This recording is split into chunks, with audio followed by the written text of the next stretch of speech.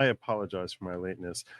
Before I begin tonight's show, I have to share with you a very important weather report.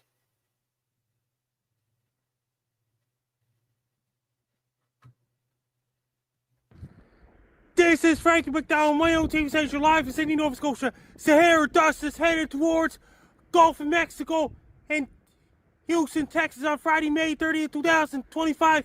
Since the dry, dusty air is going to drive all the way from Sahara Desert.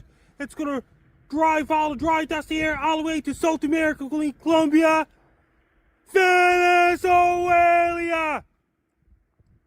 including Panama, Honduras, Guatemala, El Salvador, and parts of Mexico. It's going to bring a lot of dry, dusty air. Be prepared, because the dry, dusty air is heading all the way from west coast of Africa.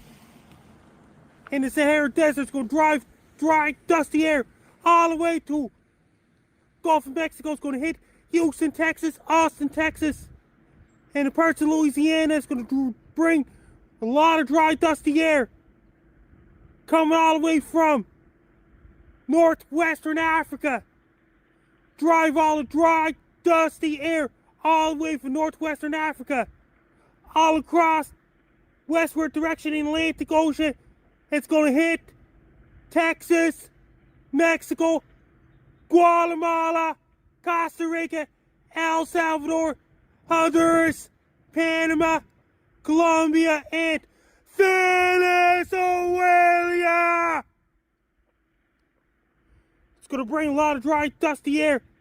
That's going to cause sky to change different colors in Texas, like Houston, Texas, Galveston, Texas, Corpus Christi, Texas, Austin, Texas, and surrounding areas as well. Be prepared. Stay safe. Be safe. Good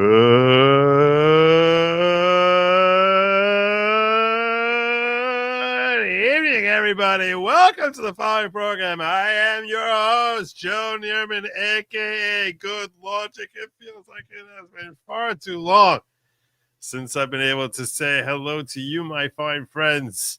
I hope that you've enjoyed the last couple of days off. Last couple of days of no good logic, where I was investing time with my family over the Jewish holidays of Shavuot. I missed coming out here. I missed hanging with you guys. And then I had to start off my evening talking more about the horror show that is the Diddy trial, which is a commitment I made. And I felt bad that I had to abandon them for a couple of days. But I am back. I am back, baby. I'm back, baby. And the news was pretty exciting. Now, Jim tried getting me out last night. I didn't get home till like 11:30. So it wasn't going to happen. 11:45. It was really late. And I was like, I'm not starting a show because, at 12:30, I was like, I'm not doing that. That's not happening. So yeah. Anyhow, but I got a lot of ground to cover with you all. A lot to cover with you. So this is what we got. We got KJP turning on the hand that fed her for low this last decade or so. And then we got Chinese spies like us. Hey, what do you say? And then you got when they're here roaming all over America, and some folks seem to think that that's cool. Some American folks, some American leaders seem to think that that's cool. So I definitely want to talk about that. And then we have a lot to talk about with respect to the deportations. I never talked with you about the incident that happened in Boulder, Colorado, where this lunatic was throwing Molotov cocktails at people at a pro-Israel march, and he was screaming Allahu Akbar and Free Palestine while he's throwing Molotov cocktails. And the stories out about what's happening in the news with respect to him and his family, as well as other illegal aliens, folks who were never supposed to be here in the first place, but seem to just have a free hand while they're here. And the lunacy of the Democrats, which is just like, oh, we got to keep them all here. We got to keep them all here. So we're going to talk about that. First and foremost, let's talk about let's start with the Chinese. Let's start with the Chinese. Let's start by talking about the Chinese. We're gonna start there. We're gonna start there. That's where I want to start. Okay, so the Muse brought this little thread to us, short little thread, saying University of Michigan is quickly becoming known as a viper's nest of spies. First, it was Connor Stallions. Now it's Chinese students. Several months ago, 5 Chinese students were arrested for conducting surveillance on U.S. and Taiwanese troops on a base near the school in Michigan. So 5 U of M students arrested for spying. Why the hell are they here? They're here on a visa, presumably. Last year, the Biden administration caught a student from the University of Michigan, Shanghai Jiaotong University Joint Institute, smuggling illegal pathogens into the U.S. Smuggling pathogens from China into the U.S., but declined to prosecute the CCP-connected scholar. She just did it again. Unbelievable. But this time she was arrested. The deadly pathogen she was smuggling from China could be used as a bioweapon to destroy the U.S.'s food supply. What is going on at the University of Michigan? What the heck? What the heck? It's unbelievable. June 3rd, 2025, DOJ charged University of Michigan student Zhengqing Jian for smuggling a biological pathogen into the United States. The student with ties to the CCP received a doctorate in plant pathogens from Zhejiang University, previously attempted to smuggle biological materials in 2024, but the Biden administration declined to prosecute. Why? Why? Because it's the Biden administration. That's why. It's the Biden administration. We don't prosecute people who are a threat to America. We only prosecute Americans who we label domestic terrorists. Unbelievable. That guy and his administration were monstrous, terrible, terribly evil people, really evil people. I mean, you're given a position of power with the objective of protect Americans. No, we won't. We won't. Now, I personally don't have a problem with Chinese people at all. At all. I will go so far as to say that I think every Chinese person I've ever met has been very nice to me personally and individually. But that does not mean that I'm my role as a citizen is not the same as the role of the administration, which is charged with, protecting us from spies. That's a whole different thing.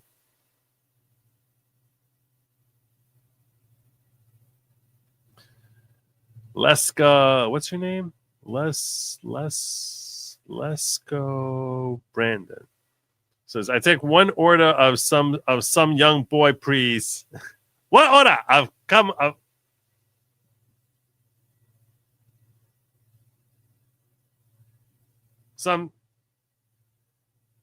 Yes, it's not lice. I've never heard a single Chinese person say the R as the L. Pork, yes, you gave me bunk for Joseph. Rah, rah, rah, rah, rah. I don't even know what that means. I don't know what that means. Ditto. I'm a huge fan of Chinese food. I love Chinese food. Really. I'm Jewish, though, so that's kind of like the law. Like, you have to like it. Now I want Chinese food. Now I'm hungry. Supper didn't really happen tonight. I didn't complain. In part because I feel like I stuffed my face for 2 days. But the hunger pangs are starting to kick in. Could have used some soup.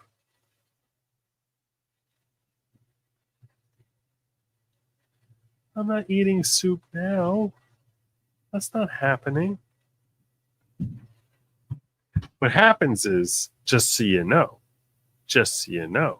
I get home. Lady Lawgic is like, oh, we got chicken soup. And she has amazing chicken soup. And I'm like, oh, that sounds awesome. And then each of us thinks the other is going to put it into a pot. Each of us thinks, oh, okay, so we're on the same page here that you are putting it into a pot. And then it doesn't make it into a pot. And then I end up having to, like, I don't know, go do my prayers or go make a show. And then I'm sitting here hoping that the rumbling in my stomach isn't audible enough to be picked up by my mic. So there you go. That's the way this whole thing happens. She is dealing poison ivy, which apparently is not contagious. So, all right. Next Chinese story. Chinese national attending the University of Michigan illegally voted for Kamala Harris last year after being charged. He fled to China to avoid prosecution. I wonder why he's voting for Harris. Last month, federal authorities reported that Hao Zhenggao, a 19-year-old Chinese student at the University of Michigan, fled to China after being charged with illegally voting for Kamala Harris in the 2024 U.S. election, which, let's face it, it should be illegal for anyone to vote, even American citizens to vote for Kamala, because that was just not a choice that should have been legal. But Gao, who was not a citizen but held a green card and a Florida driver's license, cast ballot in 2024 at an early voting site in Ann Arbor, Michigan. Of course he did. Of course he. It's shocking to me that he wasn't vetted out. How did that not happen? Oh, my God. Lord. Yeah, we're just here to study. We're just here to study surveillance, bioterrorism, elections. We're just here to study. So that's what's happening with some of these Chinese folks. Some of the stories a little bit older, some of them a little bit newer. You would think that the one thing that we can agree with the left about is that we shouldn't be allowing spies, right? I mean, that would seem to be a pretty basic thing, right? That's a pretty bare bones. Let's just not allow spying. That's not a high bar. That's not a very high bar. Let's just keep the spying out of our country. Just a thought. But that's a foreign thought to the likes of Governor of Arizona, Governor Katie Hobbs. Oh, no. That's way too much to ask of her. Way too much to ask of her. Red flag. Arizona Governor Hobbs blasted for vetoing a bill limiting Chinese land ownership near military bases, saying, hey, let's not let them buy like right on the curb of a military base. Maybe, because that seems kind of silly. Yeah, you can roam around, take all the pictures you just like you can't set up, with a tripod on your own property right outside. Fire off one of them drones, one of them GoPros, and just no, we should stop that. No, not for Katie Hobbs. That's you're asking too much. Arizona Governor Katie Hobbs getting blasted by conservatives for vetoing a bill that will limit Chinese land ownership near U.S. military bases.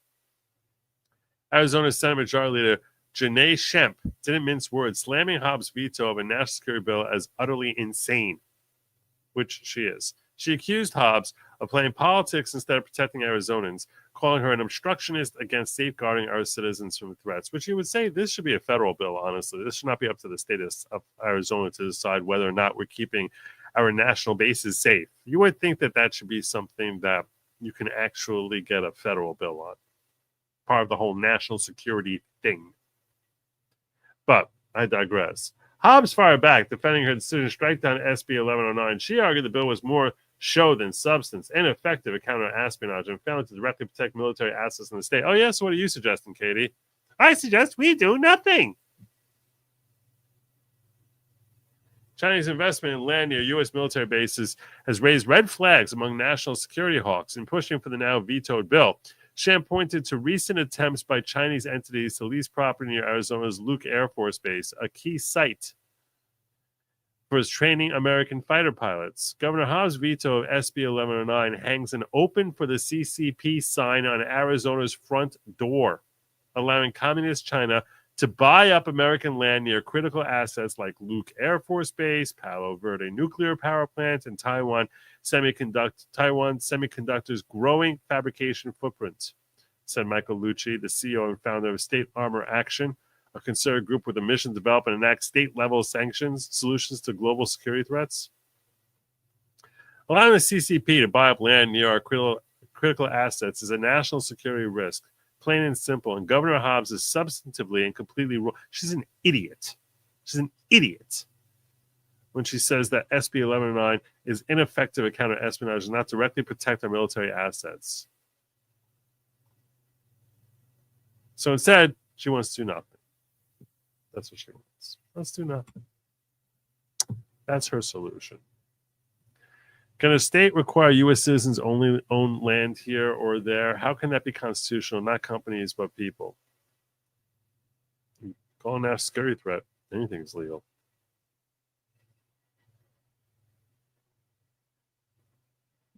Not just the state. I'm going one step further. I'm saying federal government can do it. It's not.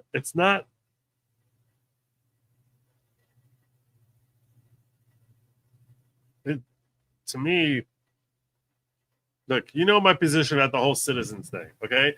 I'm sorry. I don't look at the same rights and protections for people who are not citizens of this country. To me, this is ABCs of what the Constitution should say. Now, you'll throw back at me and say, well, how would the Supreme Court feel about it, since they're a lot more liberal in affording civil liberties to non-citizens? And I haven't researched it, frankly, to see whether or not this is an issue they've weighed in on. It's possible that they have. But to me, when you say national security, look, we saw in 2020 that every time they talked about national security, it's like your civil liberties went right out the window. Right out the window. So, yeah.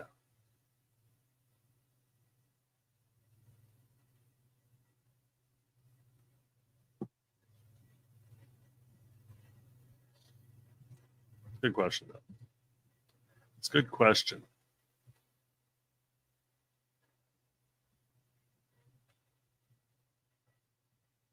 On a side note, you want to know how infected we are with Democrats. Amuse shared this out. Little side note here. This thing didn't make billing in the thumbnail. Got to get back all that fancy schmancy podcaster lingo. Thumbnail. Right, this didn't make thumbnail, but I wanted to talk about this. I'm used to asking about CBO. Why do we fill our nation's institutions with Democrats? Over 90% of Federal Reserve economists are Democrats. 90% of Federal Reserve economists are Democrats. 100% of CBO staffers are Democrats. Over the past 25 years, not a single CBO staffer has contributed to a political candidate if they weren't a member of the Democrat Party. You might be saying to yourself, what the heck is the CBO? You should be saying that. Is that something we should be concerned about? So in order not to guess wrong on this, I had a general inkling as to what the CBO was, but I didn't want to hazard a guess. So I went to our trusted friend, I guess, Grok, and I was like, so what does the CBO do? See? That's me saying, hey, what does CBO do? The Congressional Budget Office is a federal agency within the legislative branch, so they're advising Congress. Established in 1974 under the Congressional Budget and Impoundment Control Act, its primary role is to provide Congress with nonpartisan, objective analysis on budgetary and economic matters to support the federal budget process.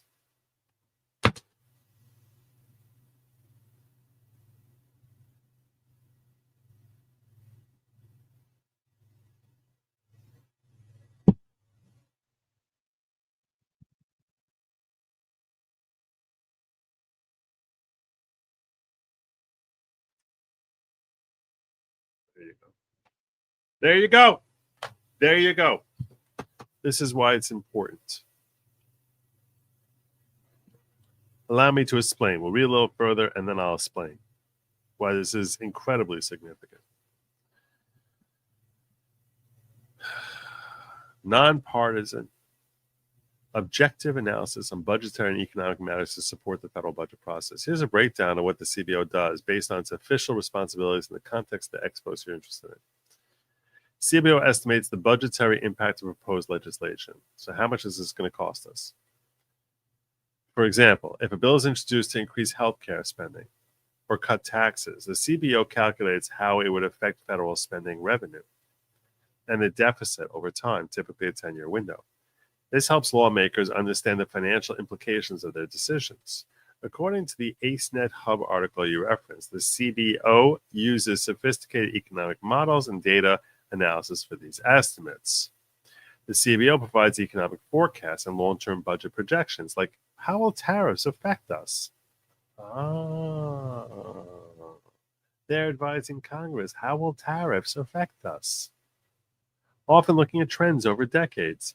This includes projections of the federal deficit, national debt, economic growth. For instance, it might analyze how an aging population affects Social Security spending. These forecasts are crucial for understanding the broader fiscal health of the country. Each year, at the request of the Senate Committee on Appropriations, the CBO issues a detailed analysis of the president's proposed budget proposal. This report evaluates how the proposed budget would impact federal finances compared to current law, giving Congress an independent perspective. 100% of CBO staffers are Democrats. An independent perspective, separate from the president's office of management and budget. CBO works directly with congressional committees, prioritizing the House and Senate budget committees, as well as the Appropriations, Ways and Means, and Finance committees. So they're basically saying this is a good policy, this is a bad policy, and likely having a significant impact on how things get voted on in Congress. This leads to all sorts of recognitions that we need to have here.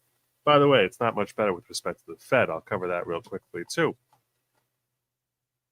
90% of Federal Reserve economists are Democrats. In fact, the youngest economists there are almost all Democrats. As the older economists retire, the Fed will be completely ideologically captured by the Democratic Party.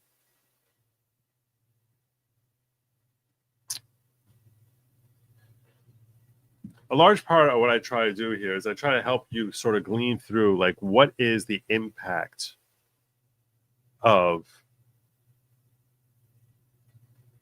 how to fix the problems, identifying the problems and how to fix the problems. The problem that we have here, significant problem we have here, is we always talk about people who are in the Republican Party, the neocons versus MAGA, people who care about the people who don't care about the people. And how do we know? We can't look into their heart. The only way we know is based on their words and their deeds. What they vote for, what they stand up for, what they're against. And the problem here is a large number of them are probably stupidly relying on perspectives from these legislative think tanks who are designed to give independent analysis. But we saw in 2020 how science is not even independent anymore. You think that someone who's sitting here assessing the projecting the outcome of a policy change is going to be free of influence? You think that it's going to be independent? You got to be an idiot to have lived through the last 5 years and not realized how fact checkers have easily been corrupted and weaponized. And now we've got CBO, Department of Finance, all basically coming along and saying, hey, we're going to be run by Democrats. How the heck are you not going to have stupid, ridiculously backward Democratic supporting policies when they're all freaking Democrats? How is that ever going to change? How does that change? Because even the Republicans are going to sit here being infected by the the independent analysis from the CBO and coming to conclusions like, oh my gosh, if we sign off on tariffs, it's going to be another calamity. See what the CBO said about them? We all know that data is garbage in, garbage out. So how is any of this reliable? How are we supposed to take anything from this? This is the stupidest thing in the world.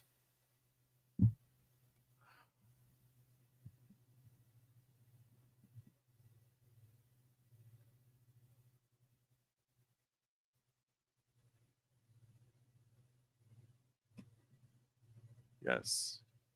Yes. This is what we call the deep state. This is what we call the deep state. Makes me sad. Makes me sad. You know what you have to do? You know what you have to do? You got to move the CBO to like a different location. We have to start divesting power from Washington.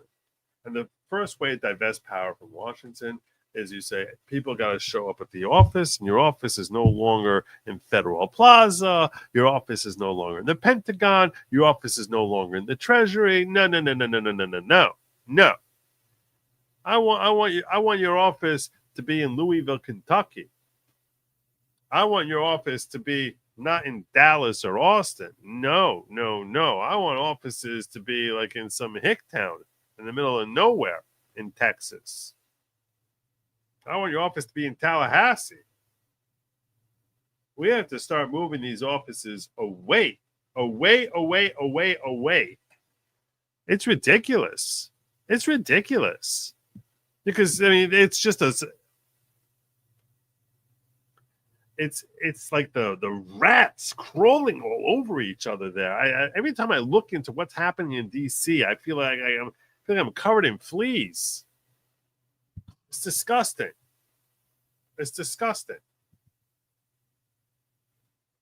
And the reason, you ask yourself this, why do they become like that? Well, there's two reasons for it. Why are they all Democrats? Why? Why would that possibly be?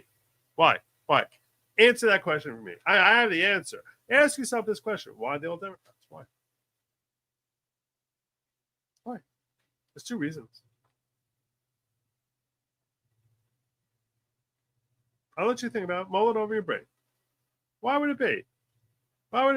That all these think tanks in Washington, that they're all crazy lefty Democrats? Why would that be? There's two reasons.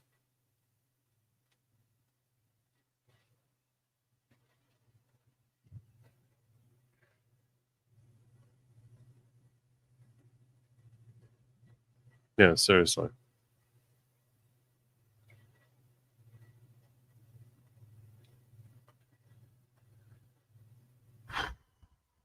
The two reasons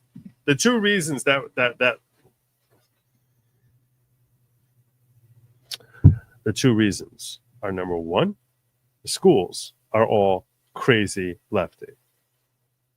So the top schools basically run by a bunch of stupid freaking liberals, and they basically are indoctrination plans for the DNC.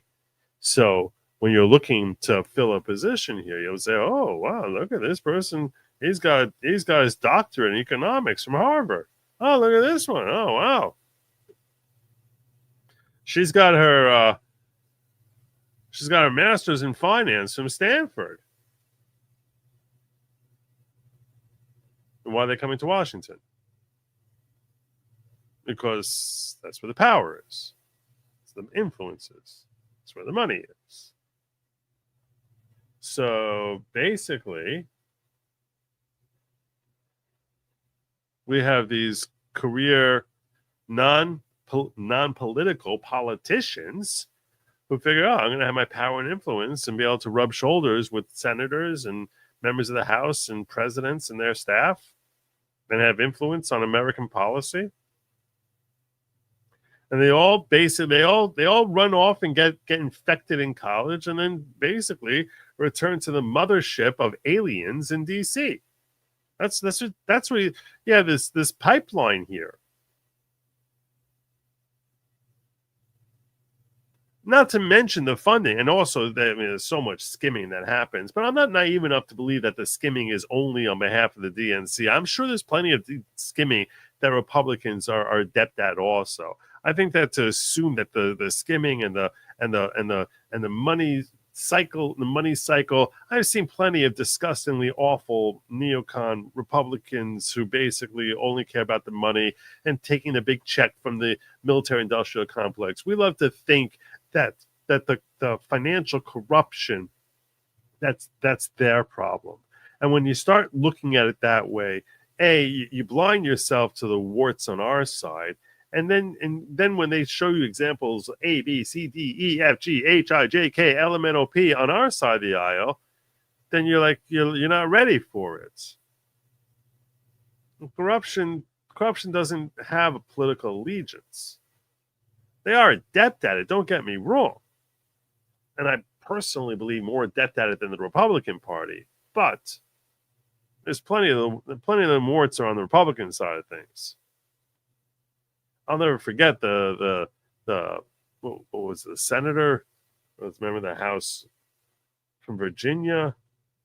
I think from the House, who basically, when they first heard about in March of 2020 about the incoming pandemic, was like selling short on certain stocks and buying up pharmaceuticals, and before any of us knew anything.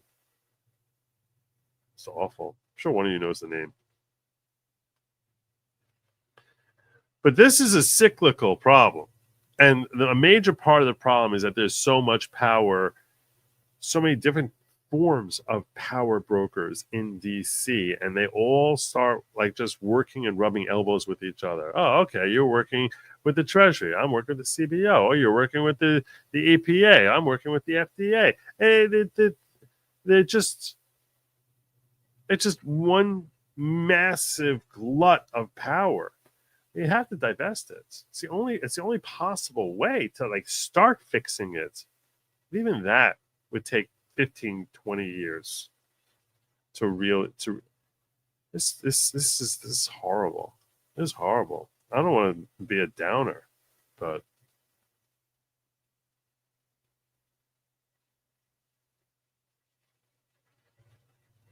it's awful. Awful. Awful. All right. I can't think about this much longer.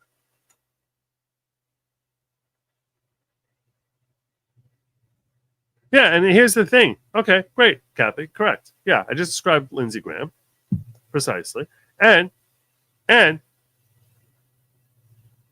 we don't even know. Here's the thing: because you have agencies like the CBO, or because you have your Federal Reserve economists who are all Democrats, and Democrats have the stupidest outlook as to like what a healthy economy should look like, ridiculously backward with their Keynesian economics.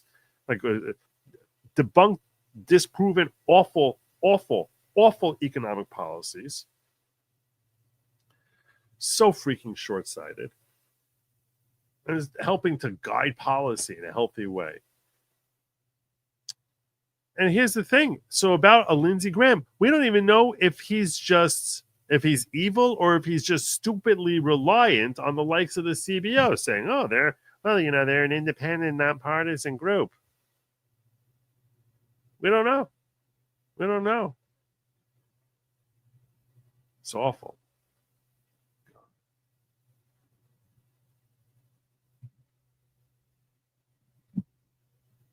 I need to cheer up by looking at KJP.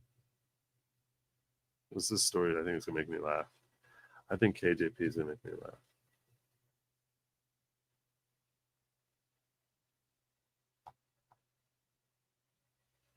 Can we cheer up by talking about KJP?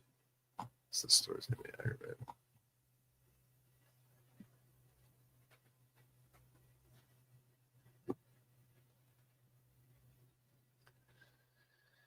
All right, I think I'm going to like this story better.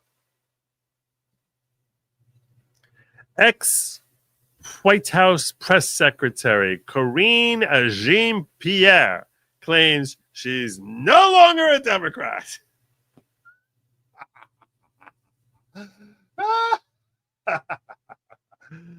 The Queen of Lies is now saying, I'm not a Democrat anymore.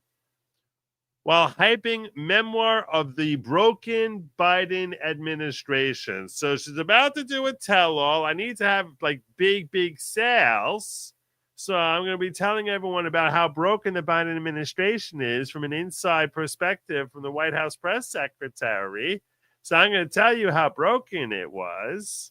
And now all the Republicans are going to love me, and it's going to be this big controversial book, and I'm going to make all sorts of money on the sales of this book. Disgusting. Disgusting. Disgusting. Awful, awful, awful human being. What an awful human being. Joe Biden's longtime White House press secretary, Karine Jean-Pierre, announced Wednesday that she's left the Democratic Party, is writing a tell-all book about the broken administration she served. You're scum. Okay? You're scum, woman. You are scum. Everything about you is scummy. You want to cash in? You want to cash in now? You want to start like, oh, let me make all friends with Republicans. Oh, Peter Doocy's my favorite. Scum.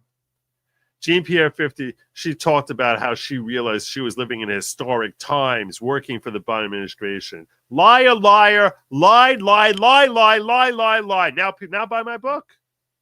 There's lots of truth in her book, obviously. Worked as Biden's top spokeswoman for 2 years and 8 months and stunned fellow White House alums by announcing her book, Independent, A Look Inside a Broken White House, Outside the Party Lines, due out on October 21st. Disgusting human being. You are a terrible human being. You're a terrible person. You're a terrible. This guy, they're both two terrible people here. Terrible, terrible people. Jean-Pierre didn't come to a decision to be independent lightly. Oh no, Hatchet Book Group, who wants to make money herself, said in a promotional release, which hints that the former Biden spokesperson may focus her ire on figures aside from the 46th president. She served two American presidents, Obama and Biden. She takes us through the 3 weeks that led to Biden's abandoning his bid for a second term and the betrayal by the Democratic Party that led to his decision. The tease goes, the betrayal. You're the worst of the betrayers. It's scum. I have very little respect for anything Democrat, but this is the worst of the worst. In a hard-hitting yet hopeful critique, Jean-Pierre defines him as a part of the growing percentage of our fractured electorate that is independent, why it can be worthwhile to carve a political space more loyal to personal beliefs than part. You don't have personal beliefs. Your personal belief is your bank account. What are your personal beliefs? What questions you need to ask to yourself to determine where you fit politically. You fit politically wherever you think the biggest check is, you whore. Utter money whore. Lies. How many times did she tell us he's definitely not dropping out of the race? How many times did she claim that, that the process needs to work out? We need to let the process work out with respect to Trump. How many times did she sit there swearing about the mental cognitive state of Biden being better than ever? How many times, you queen of lies, sitting on her throne of lies, big, fat, stinking liar. Oh, my God. Oh, my God. And she's going to come here. I'm being all noble now and telling you sometimes you have to question your own party and be true to your beliefs. The only belief she has, the only belief she has ever had is her own bank account and power. Come here preaching nobility, preaching that, I'm going to be the moral guidepost here. Let me come out and tell you that sometimes you need to ask yourself some tough questions as to which party you belong in. You stinking loser. I hope the Democrats shun you. I hope the Republicans shun you. I hope MAGA shuns you. I hope the neocons shun you. I hope lepers shun you. That's what I wish upon thee, Karine Jean-Pierre. I wish for lepers to shun thee. I hope that if you ever volunteer in a self-deletion hotline prevention center, people hear your voice and like, oh, not you, click. That's what That's how much you should be shunned. You should be so shunned that even stupid idiot who played Dwight Schrute should like never unshun you. That's how shunned you should be. You should be shunned from society. You should be someone who little children look at you and scream in horror at the disgrace of what your soul is. You soulless demoness. Unbelievable. Unbelievable. I had no respect for her when the lies and lying lies that she told day after day, at minute after minute, when she ran those White House press conferences. But now it's not, I have no respect. I have such utter contempt and disgust for this woman. She crossed from like, oh, wow, I have zero respect from you, to like, wow, you are worthy of contempt. You're a horrible, horrible, horrible example of what humanity can become. It's like if you take like, pick a terrible vice opposite of virtue, a vice someone's infected with thievery, dishonesty, disloyalty, put it on cocaine. Put that vice on cocaine, give it a name, and then just flash a picture of Corinne Jean-Pierre there. Terrible human being. God, I hope that woman doesn't breed. Everything wrong with Washington right there. And and trying to cloak her crap like a classic Democrat, cloak her crap in nobility. I'm completely disloyal. I lied to everyone for the last 2.5 years, 3 years. I've been lying, talking about I understand the significant historic impact of my role here as a White House press secretary. I'm living history. I'm making history. Well, she sat there lying about the stupid border bill, saying the border can't be shut down, and it's because Republicans that we can't shut the border down. How many lies has this woman told us? Meanwhile, Trump comes in there, 10 seconds, gone, shut down. No change, no law needed. One lie after another. I defy you. I defy you to pull up 10 minutes of any press conference that woman has ever done and make it through there without finding 3 significant lies. Now she's going to tell all truth. I'll tell all book. It's full of truth. When she wouldn't know truth if it was driving an 18-wheel tractor trailer and ran over her like that blonde chick from that Mean Girls movie. Truth. Tell all. Tell all.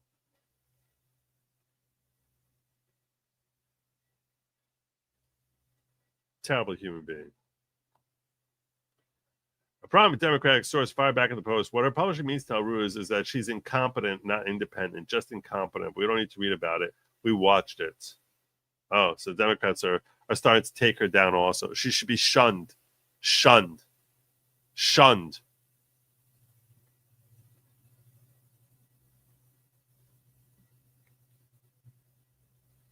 Put this bombshell at the top of the Trump book burn pile right next to Jake Tapper's own toothless home. They're so desperate to try and squeeze out whatever pennies, whatever shekels they can. Another top Democrat exclaimed, I can't look away when asked for the reaction to the forthcoming work. One ex-official who worked with Jean-Pierre said the press secretary's former colleagues have been cackling in chats all day and believe the pivot can be explained by money. You think? The pivot can be explained by money? Or her first position can be explained by money? Everything about her. That's why, you don't hear me use the whore word very often. But whatever someone would consider values is just ching, ching, ching, ching. Oh, how much my values you want me to sell? Oh, okay. No, that's going to be $30,000 for those values. Oh, we're having a special today. I'll sell 4 values for the price of 1. Ching, ching, ching, ching, ching. Just very confusing. The person who was the face of an entire Democratic administration to then lead the Democrats as a whole, source said. The book by its cover looks to be negative about Biden. We all assume they were on good terms. I'm frustrated with Dems, but I'm not going to leave them when they're down. That's weak. I agree with, I don't know who this anonymous person is. I agree with the sentiment. Jean-Pierre teased her tone in an Instagram video post Wednesday saying, I think we need to stop thinking in boxes and think outside of boxes. I think outside of boxes, not be so partisan. Look, you know what, Democrats? You made this type of idiot. You stupid doublespeak. You made a whole generation of people like this. The book Independence about looking outside of boxes, not just always being in a partisan stance. You're so full of crap. Let's hear from this idiot.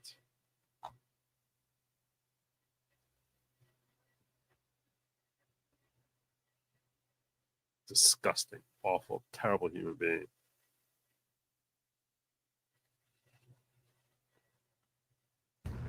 Hi, I'm Corinne Jean-Pierre, and you don't say. I don't even believe you on that.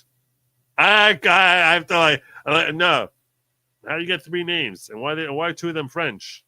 I don't believe you on that. Nothing you say. Nothing you say. I think we're 4 words in, and she already lied. There's at least one lie in there. I'm still not sure.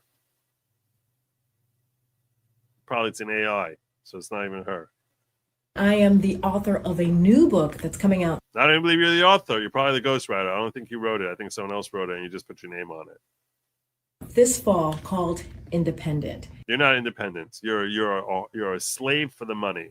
So you're about as far away from being independent as a human can be. You're a slave. You're a slave. Right. Her autobiography should be called 12 Years a Slave. It's coming out on October 21st. So please do grab I'm not a slave to a person, a slave to her greed for money. it. And the reason I wrote this book is because they pay me big bucks. Big bucks. Big bucks. Money that I'm certainly not worth, but they figure that since I'm in a unique position that I'm in a great position to whore myself. And I'm never going to be in a better position to whore myself than I am today. Out of the White House, serving as White House press secretary was an honor and a privilege. An honor and privilege that I'm happy to spit on. And I basically abused where I lied and lied every single day. Remember when I told you what great mental health he's in? Remember when I told you that he's never going to pardon his son? Remember when I told you that over and over and over and over and over again? Remember that? Yeah. He's never going to do it. Never going to do it. He'll never pardon Hunter. No, he's never going to do it. Remember I told you that he's definitely running? He's definitely not dropping out of the race. Remember I told you that? Cuss jar. She'll tell you everything I lied about the last 4 years. I bet MSNBC, can I get a job? Yeah, this is how you get a job on MSNBC. This is 100% how you get that job. Book title: Jake Tapper lies. Jake Tapper lies. Home might be here. Such an utter loser.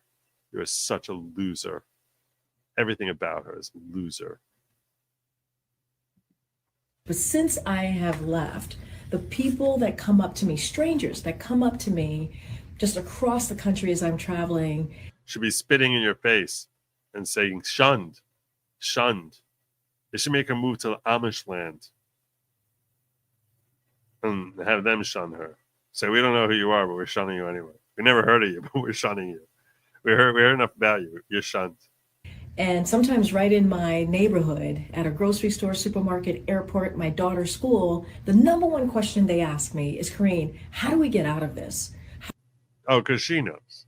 She's the voice of insight. How do we protect our democracy? No, we don't have a democracy, and it doesn't need protecting. The democracy doesn't need protecting. I mean, the democratic part of our constitutional republic, that needs it protecting. And the only way you can send it to power was by shredding that. So this is pretty much like asking, it's pretty much like asking Al Capone, how do we stop people from racketeering? How do we protect vulnerable communities among us? Oh, like you know anything about protecting vulnerable, tell us the vulnerable communities. That's what people are always worried about. Well, that's lots of folks coming up to her and asking her that. Nothing she said here has been true. What do we do next? Because we don't have answers here. She doesn't have answers. What the heck answers does she have? What answers? Who would be stupid enough to think that she has answers? I want to meet that. I want to meet that poor sap. I want to the alleged sap. Another more citing anonymous sources. Anonymous people in restaurants come up to me all the time and they ask me for my advice. This happens all the time. Of course it does. Here. That's what they ask me. No one's asking you that. They're asking you how you got that gig.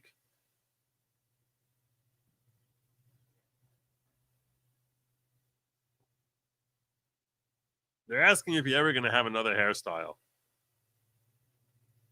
They're asking you how you smile while lying. Maybe they want tips on how to lie so effectively. And this is my answer. My answer is money. I got paid to put my name on a book. That's my answer. That's my answer. This is going to solve all the problems. How would her experiences in the last 4 years, 8 years, 12 years, whatever the freaking number of years she wants to claim, going back to Barack Obama, how would that give her answers as to how to protect the vulnerable? This is my answer. I feel like I'm watching like an infomercial in the middle of the Truman Show here. Here's my answer. Loser. This woman should have a tattooed L on her forehead. She went to public library to film this. It's a horrible human being.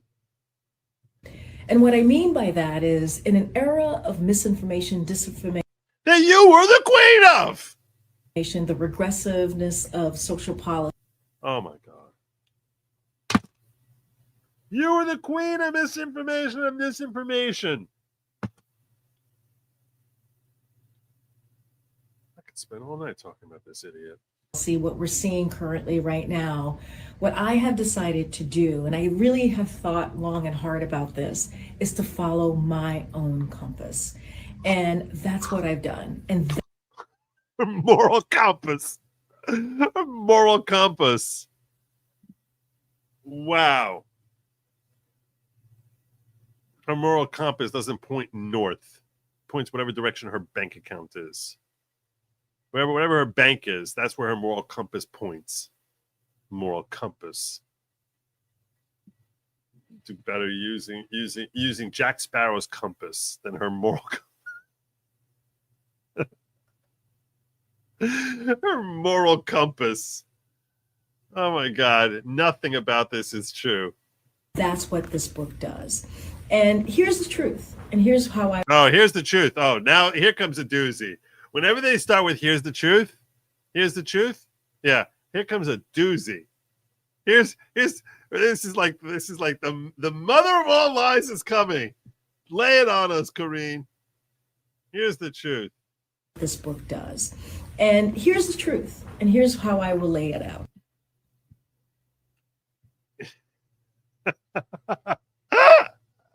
To you.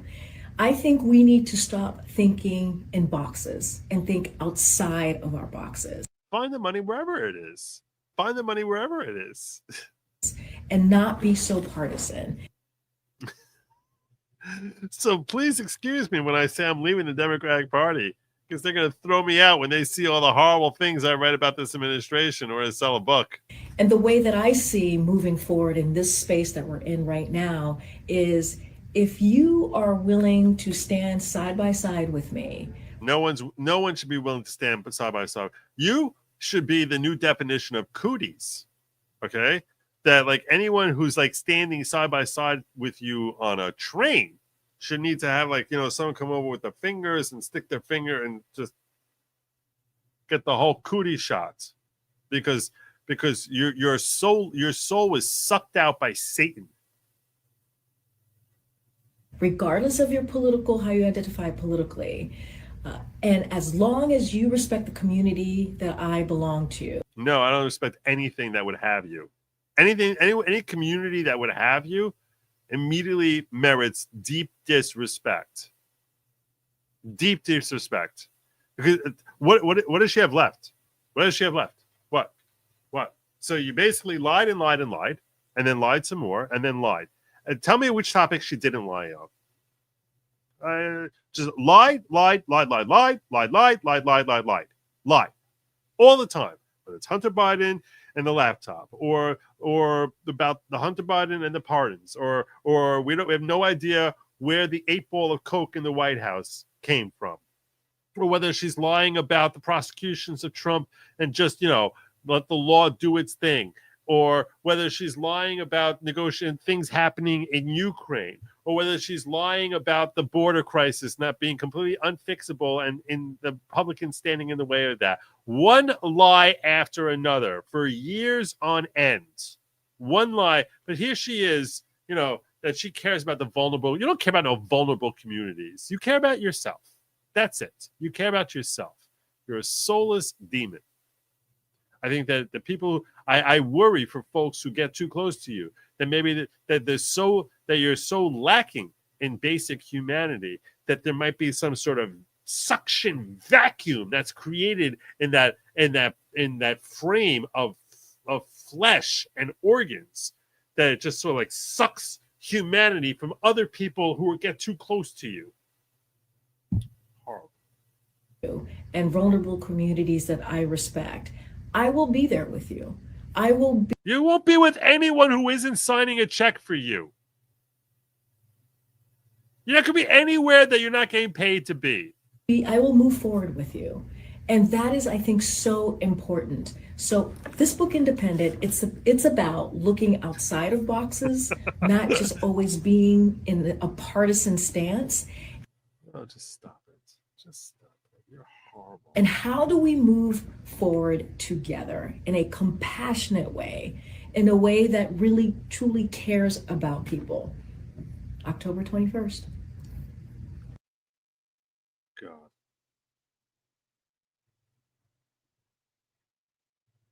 What part of her is not horrible? What part of her is not horrible?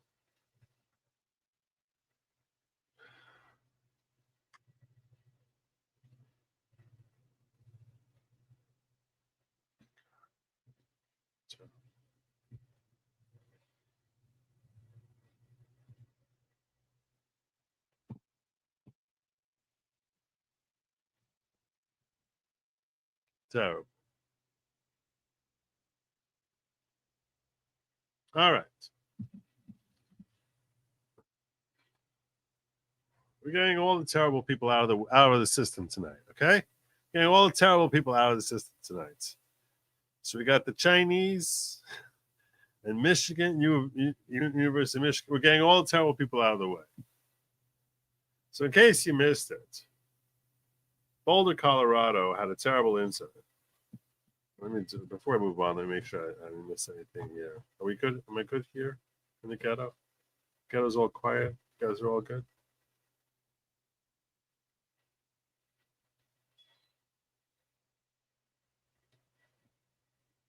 Okay.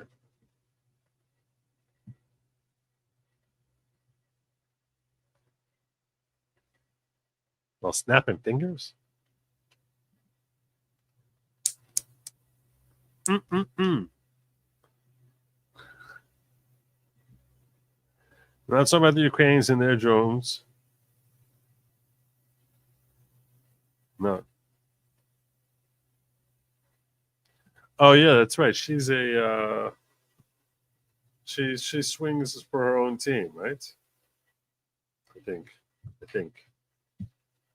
Oh, if she never breeds, that would be a blessing for humanity.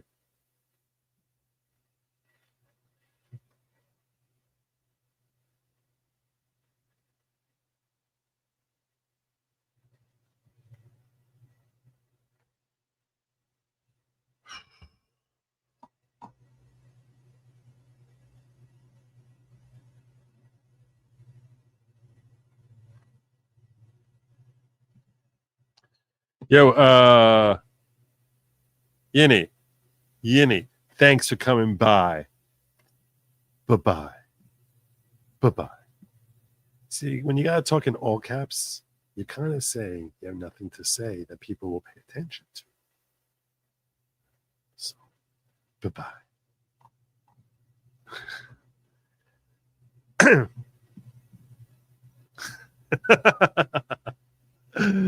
Yes, Joe from the top rope.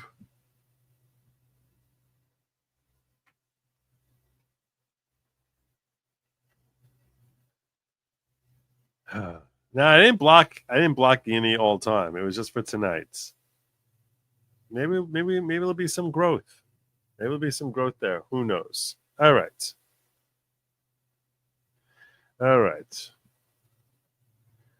Palestinian terrorist Mohammed Sabri Soliman. This is the jackass who was throwing Molotov cocktails at people who were marching for Israel in Boulder, Colorado, videoed himself right before setting a dozen Jews on fire in Boulder. This is his video.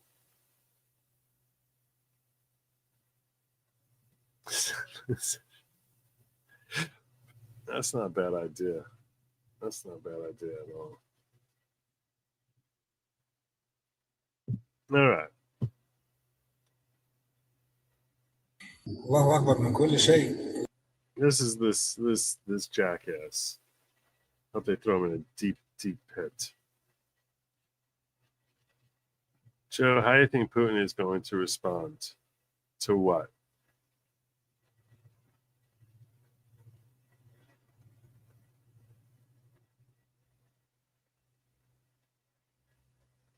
Do you think I'm following what's going on in Ukraine? Respond to what? You know that this show comes to you courtesy of Jim, right? If Jim doesn't throw it in my line of sight, I'm never going to know about it.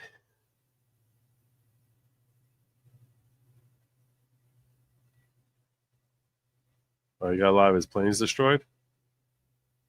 Yeah. I think the fine's going on there for a while. That's what I think is going to happen. All right, so we don't need the volume because it's all in Arabic, and I'm assuming that a very low percentage of you speak Arabic. So I'm going to read to you what he said, translated, and I'll assume the translation here is accurate. This was translated by Memory TV. Allah is greater than anything. Allah is greater than the Zionists. Allah is greater than America and its weapons. Allah is greater than the F-35 planes. Allah is greater than everything else. So why do we fear those who are inferior to Allah rather than fear Allah himself?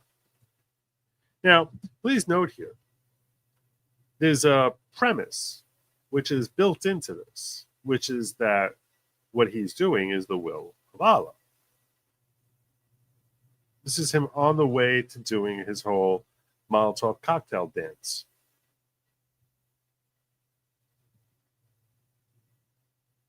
If I told my wife and son every day do something, but they didn't do it, I would be angry. So this is a guy who believes himself to be a devout Muslim, and he thinks Allah's got a message for what Muslims are supposed to be doing.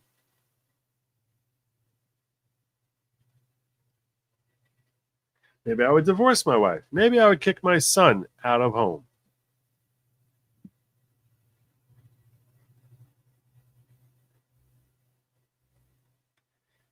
Then what about Allah, who says to us every day, dozens of times, Allah Akbar, which, as far as I understand, means God should be praised, but apparently he understands that as let's go kill some Jews.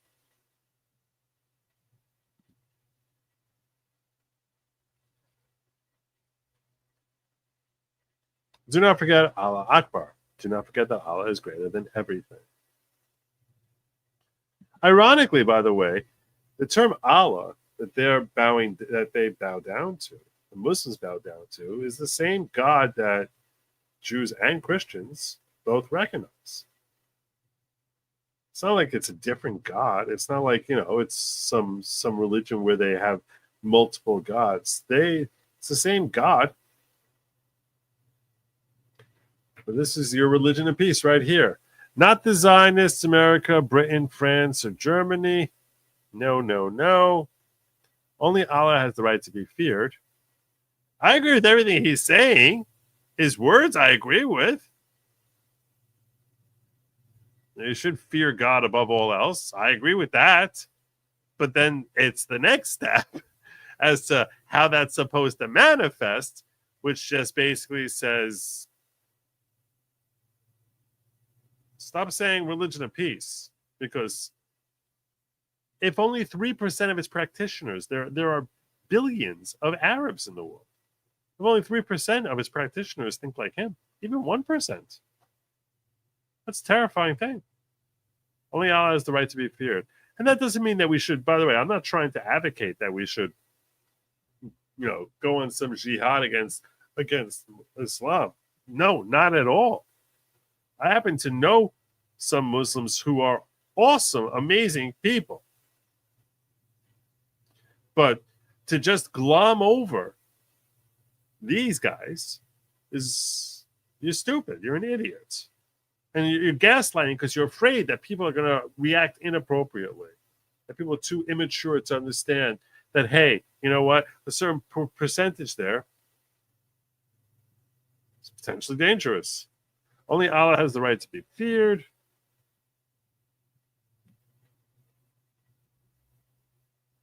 I say to my mother, my wife, my children, my brothers, my people,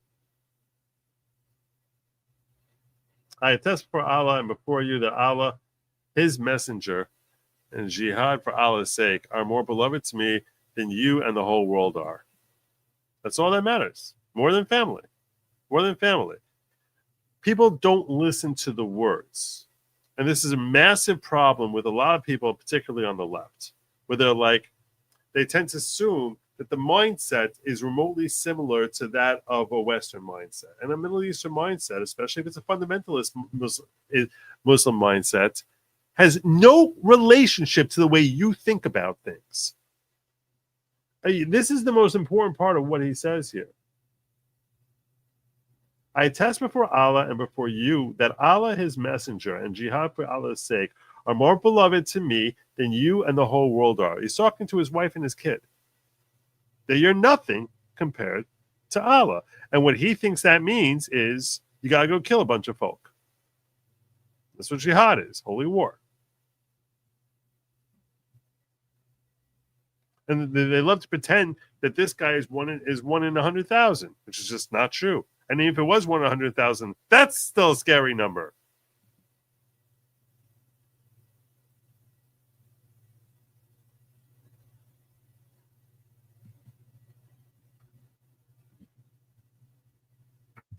So that's this guy here.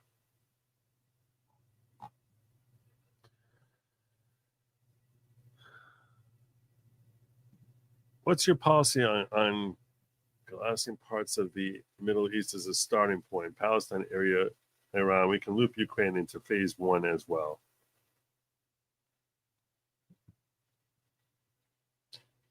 I'm not down with the whole glassing. Despite what I'm sharing with you, I'm not down with glassing.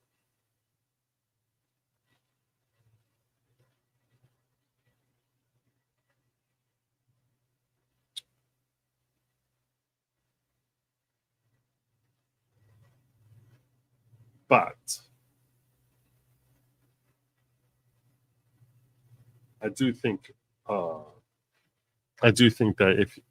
that part of understanding that culture, part of understanding this, and this is really the key part. I attest before Allah and before you that Allah, God, His messenger, me, Muhammad, and jihad for Allah's sake are more beloved to me than you and the whole world. That's what he's saying. I say to my mother, my wife, my children, my brother, my people. As I'm saying to all of you, his most beloved people, that none of you mean anything compared to his dedication towards jihad for Allah's sake. That I get furious at people who do not take this seriously. Even when they carry out insanely horrific acts, still don't take it seriously. They think this is the exception. This is, 1 in a million.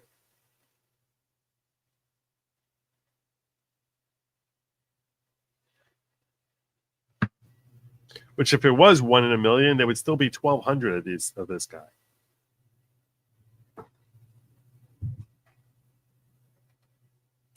But you sit there pretending that, oh yeah, they just want to have a nice, happy, productive, healthy family life. And I'll tell you, I think majority of them, that's true. And that's why I think glassing is wrong. But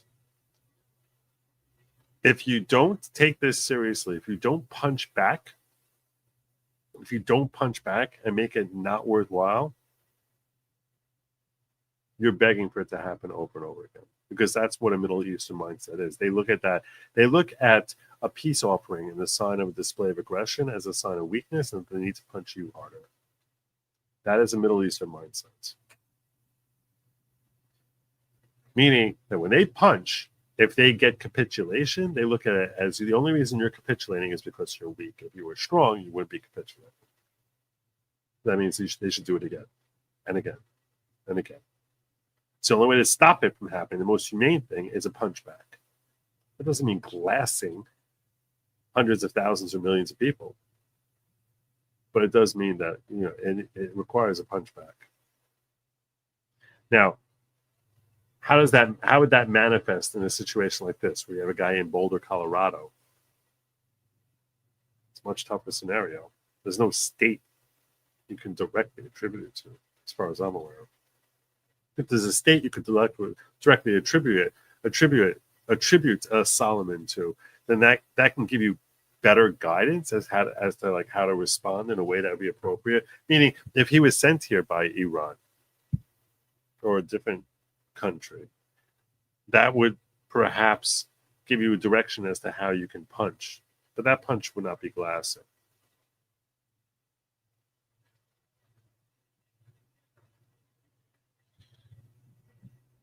All across the world, from Nigeria to Philippines, some Muslims have all misinterpreted texts of Islam in exactly the same way. Yep. Yes. Yes, yes, yes. Exactly right. Exactly right. That's not a coincidence. That's not a coincidence.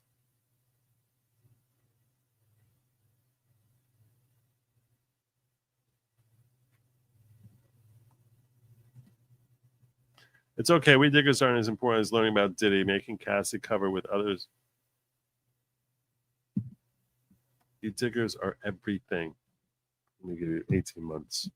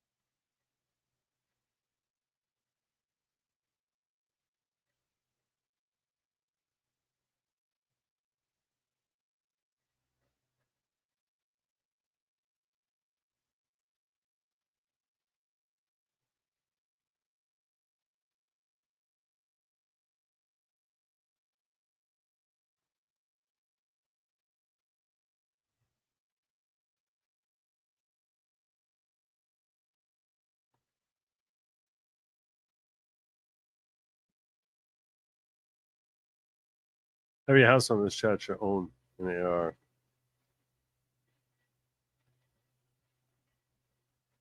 I assume by AR you mean accounts receivable. I agree. So that's this guy. That's this schmuck. What's going on with his family? You know, the ones who are meaningless to him? Susanna Dvortson as next friend of Hayam El Gamal.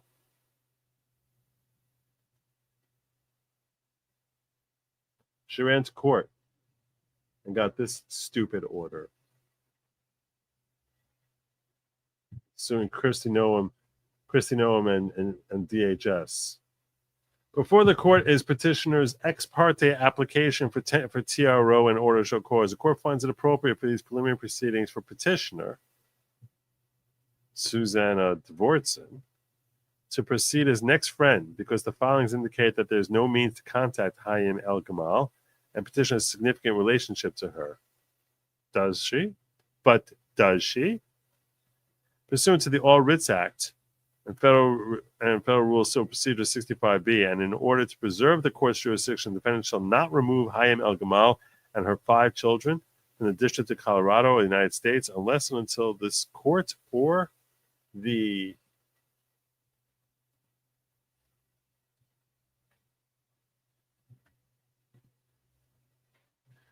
Court of Appeals for the 10th Circuit vacates this order. So you can't remove her. This is his family, his wife and 5 kids. Moreover, the court finds that deportation without process could work irreparable harm, and an order must issue without notice due to the urgency the situation presents. Stupid judge. To the extent they have not yet done so, no later than today, June 4th, Petitioner's Counsel is directed to serve response to the copy of the petition, TRO, motion, and accompanying papers along with a copy of this order by email to the U.S. Attorney's Office of the District of Colorado and by overnight mail. Promptly file proof of such service on the docket. Counsel for defendant shall promptly enter notices of appearance. Petitioner is ordered to file her memo in support by Friday, June 6th. Defendants are further ordered to respond to petitioner's TRO motion by Wednesday, June 11th.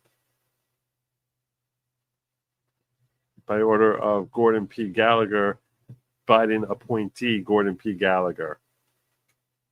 You want to know more about this woman? You want to know a little bit more about her? It's the ghetto came through for me.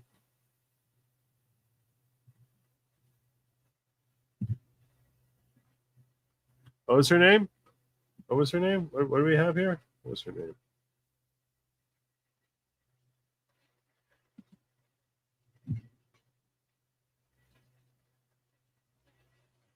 Susanna Dvortson.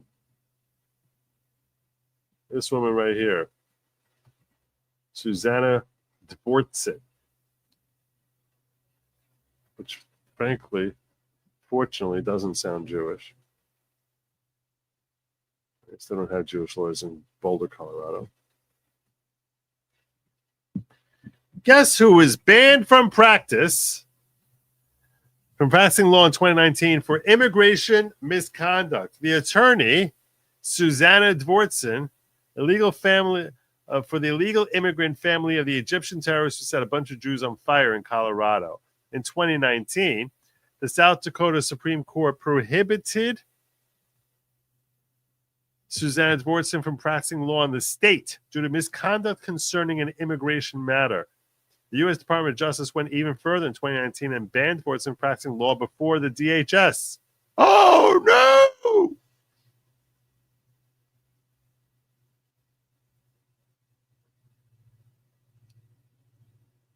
I didn't know they could do that.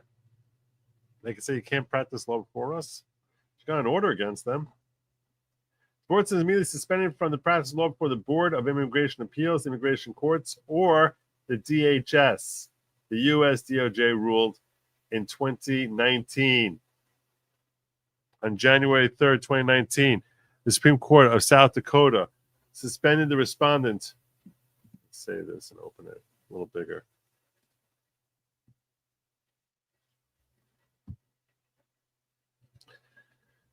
The respondent being Susanna Dvortson for their practice of law in South Dakota for 115 days, effective February 3rd, 2019. The basis of suspension involved misconduct concerning an immigration matter. Disciplinary counsel, the Executive Office for Immigration Review, petitioned for the respondent's immediate suspension from practice before the Board of Immigration Appeals and Immigration Courts of February 5, 2019, and states that the respondent remains suspended from the practice of law in South Dakota as of the date of his filing. Disciplinary counsel for the Department of Homeland Security asked the respondent to be similarly suspended from practice before that agency. That the petition will be granted. And the petition is granted. The respondent is immediately suspended from the practice of law before the board, the immigration courts, and the DHS. The respondent shall promptly notify in writing any clients with cases currently pending before the board, the immigration courts, and DHS that the respondent has been suspended from practicing before these bodies.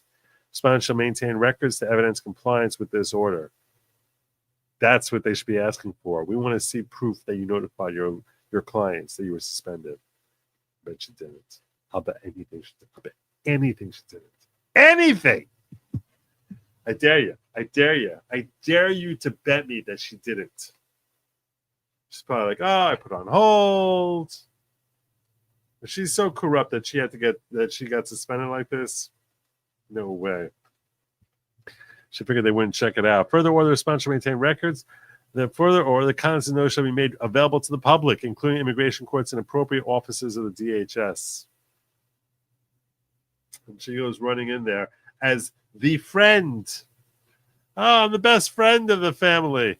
I'm the best friend from South Dakota, showing up here in Boulder, Colorado 5 years later. I'm their best friend.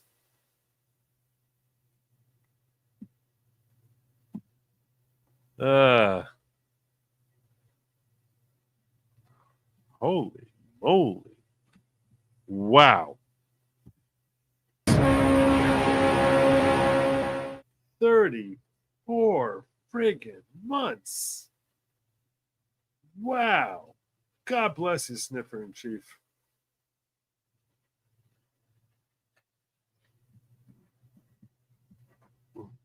All writs act being used again to overrule Congress and removal of jurisdiction under an INA. She just got fired from being an asylum officer. If from Egypt's family knew of his dangerous mindset, all should be charged as co-conspirators. Screw the deportation, put them all in jail. I love it. Throw them all in jail. Now. Throw them all in jail. Oh, God. Ugh. Throw the wife in jail. Yeah, we'll keep him. We'll charge him. Throw them all in jail.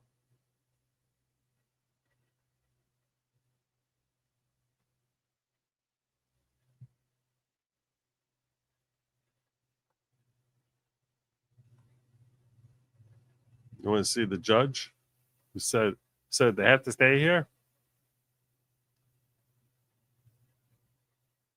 Look at this guy. Maybe I'm crazy. And I'm not big into the whole physiognomy thing. But someone whose head looks like it comes from Easter Island should not be a federal court judge. I said it. This is not a normal head.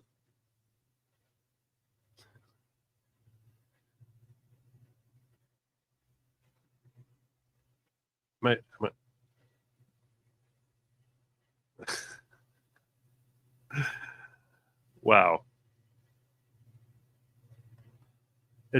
In case you're wondering, it's the jaw, which maybe it's because he's got this thing here, the jowls, which make it look like it's like his jaw is like some sort of prehistoric type of thing. And then you have the extended forehead.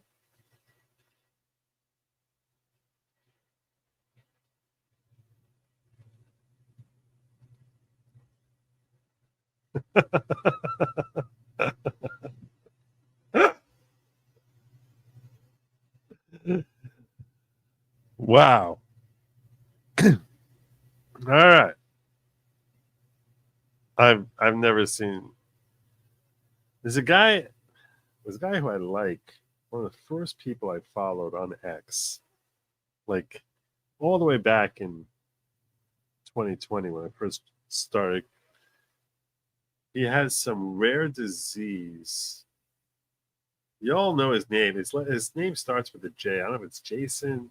He's got something I think called Q22, who has a jaw similar to this, but he's got like a genetic disease. That guy's the nicest guy on earth. Poor Rummel Rants in waiting. God bless you. Don't worry, I'm not done with this story yet, but I am going to hit him. Thank you. I appreciate you giving me the heads up on that. Timothy Tingleff says, fee for professional moderation services, compliments of the Rumble chat. Oh, I'm glad. Thank you. Thank you so much. Jay Schwalbach, my guy. Oh, I'm so glad I didn't miss this one. Joe. This is from Mrs. Good Lawgic. She answers my chats. No soup for you, Joe. Apparently they're calling Jim Mrs. Good Lawgic. Not same God as Christianity. Islam says that Allah would never have his son precious to Christianity as the only begotten son of. Okay, so I apologize. I thought it was the same, but I don't know.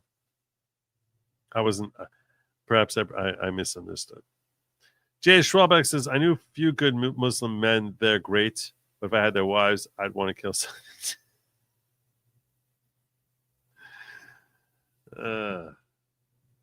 My father and mother, a woman, worked for them for a long time. Muslim woman, really good woman, great woman. Check my DM about her possible firing from the Fed. Let me see.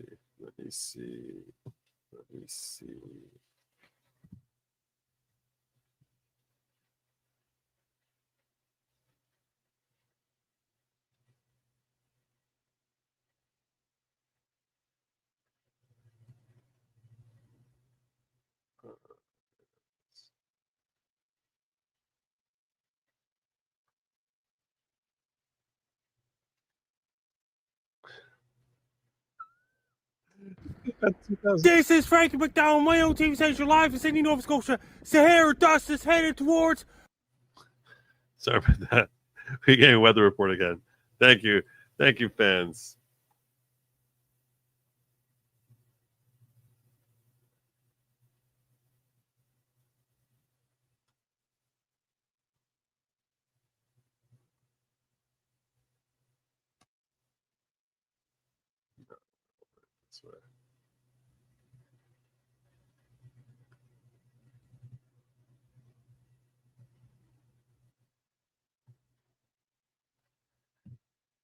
All right. Susanna Divorce of Los Angeles, California, pro se versus DHS. Sean M. Dunn, trial attorney, commercial litigation branch. Okay, let's see what we got here. It's only 6 pages. Divorce and petitions for review of the final order of the Merit Systems Protection Board dismissing her appeal for lack of jurisdiction. On May 2nd, 2006, Dworson completed a questionnaire for national security position, standard form 86, for employment with the DHS, U.S. Citizenship and Immigration Services. Thank God they weeded her out. She was hired. Oh, whoops. On June 25th, 2006. That's the day that I turned 36. As an asylum officer of the Los Angeles Asylum Office, but 11 days before her one-year probationary employment period expired, the agency terminated her, thank God, for failing to provide accurate information on her SF-86 form. Agency listed 4 reasons for removal, including failure to list her daughter's father, Mr. James Arias, as an illegal alien. Literally sleeping with the illegal aliens. Failure to list the psychiatric medication she'd been prescribed during the last 7 years. Oh my God. This is the ultimate Looney Tunes. Failure to list credit information, failure to list foreign travel information. In other words, she's likely an agent. Ms. Dvortson appealed to her termination. I got to get a picture of this woman now. She probably looks like a lunatic. I've never seen a picture of her yet. Susanna.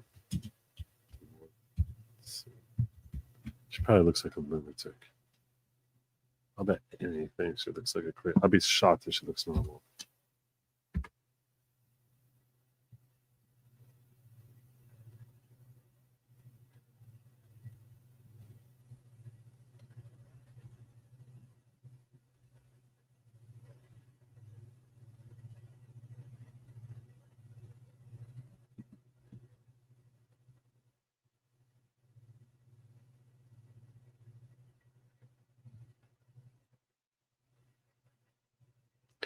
Okay, so first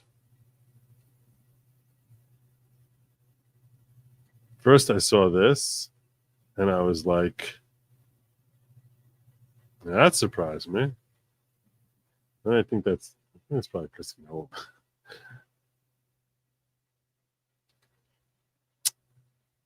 Yeah.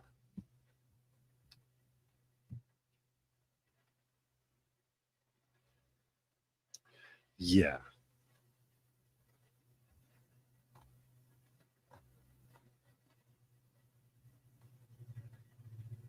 Apparently she makes people think of, when you put in Susan Dvorson, people think you want that that chick who was like Arnold Schwarzenegger in disguise in Total Recall.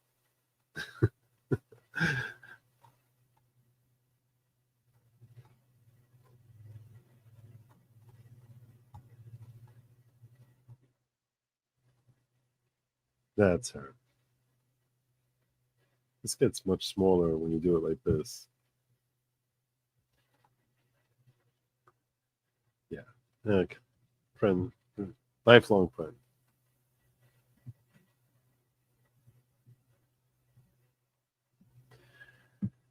Mr. Wardson appealed termination of the board, arguing she was terminated due to marital status discrimination. She did not dispute her probationary status. The administrative judge held that termination nothing to do with the relationship with Mr. Arias per se. Rather, her failure to provide accurate information regarding his immigration status at the time she filled out her employment documents. What a piece. Thus, the AJ concluded that Mr. Wardson failed to make a non-frivolous allegation of marital status discrimination and dismissed her appeal. The board denied Dvorson's petition for full board review, making the administrative judge's initial decision the final decision of the board. Dvorson now petitions the court to review the board's final decision. We have jurisdiction in 28 U.S.C. 1295. Scope of our review from the board appeal is limited. We must affirm the board's decision unless it was arbitrary, capricious, and abuse of discretion, otherwise not in accordance with law, obtained without procedure, etc. Board's jurisdiction over termination appeals from probationary employees is limited. Probationary employees have no statutory right to appeal termination. However, Office of Personnel Management has provided limited appeal right for probationary employees who allege that they were terminated based on marital status, discrimination, or partisan political considerations, or improper procedures. Dvorson does not allege that termination was due to partisan political reasons, so relies on marital status discrimination. In order to allege that, she has to assert facts which have demonstrate that unmarried employees were treated differently from married employees. That's not true. In her appeal, Dvorson concedes the only evidence of marital status discrimination comes from the adjudicative worksheet filled out as part of the background investigation. There, an investigator recommended Dvorson be removed from a position for falsification. Nothing to do with marriage. Additionally, the subject's relationship with a foreign national in the U.S. illegally is not consistent with her continued employment in the UCSIS. Nothing in the report suggests Dvorson would have been treated differently had she been married to Mr. Arias. Dvorson further argues that her errors on the SF-86 form should be excused because other employees who had acceptable lifestyles, according to the agency, had opportunities to correct the information on their investigative forms. This allegation, even true, does not show, although perhaps implies, that the acceptable lifestyles to which she refers were in fact married employees. Aside from this vague assertion, this lunatic Dvorson asserted no facts suggesting that an unmarried employee she was treated differently than married employees. This is the crux of the marital status discrimination. So you lose. I have a feeling that this is not going to end well for Dvorson. That's my initial take. I like to be hopeful that this is not going to end well for Dvorson. This whole incident, which has gotten her national acclaim, I'd like to think that this is not going to end well for her. And on our Pride Month, I'd like to take him out on a date. Going to need to find a way to limit the air and take it at 8-size mouth so I don't lose parts.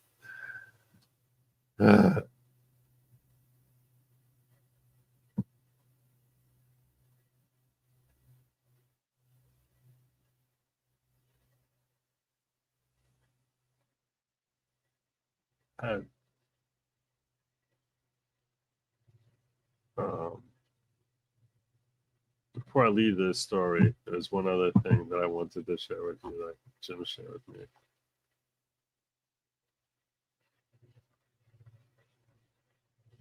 What is that?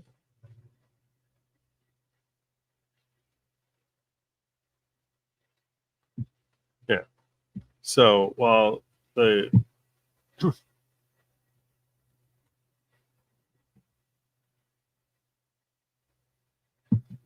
the Biden administration is also happy to let lunatics go. Here's our current administration. God bless them.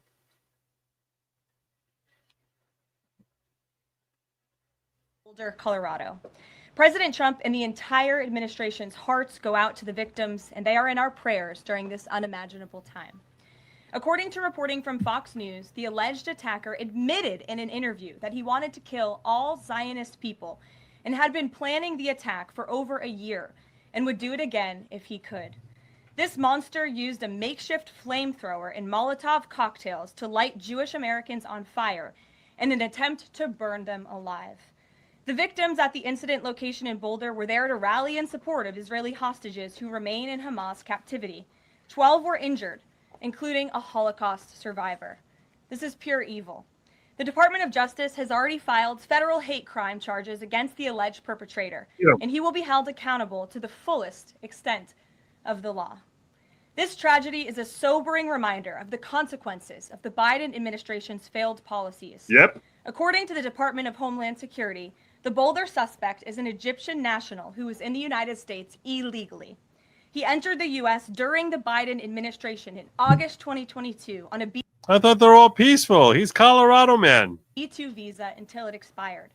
Upon the visa expiration, he overstayed, filed an asylum claim, and was given a work authorization by the Biden administration.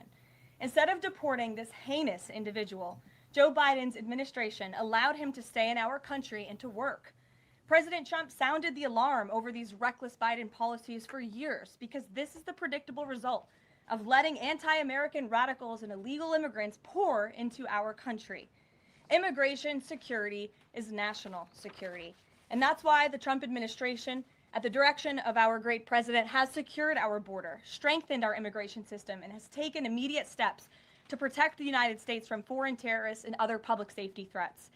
President Trump acted swiftly upon taking office to reform our visa issuance process to ensure that dangerous aliens who are intent on harming Americans or our national security interests are no longer admitted into our country. Under the Trump administration, aliens will only be admitted into the United States through the legal process and only if they do not bear hostile attitudes towards our citizens, our culture, our government, our institutions, or most importantly, our founding principles. Under President Trump, the United States has zero tolerance for foreign visitors who support terrorism. Violators of U.S. law, including international students, will continue to face visa denial or revocation and deportation. And illegal alien criminals will continue to be arrested and deported from our country. Well said. Well said. She's awesome. This administration is awesome. There was one more. Why don't I see it here? There's one more link I wanted to give you on this.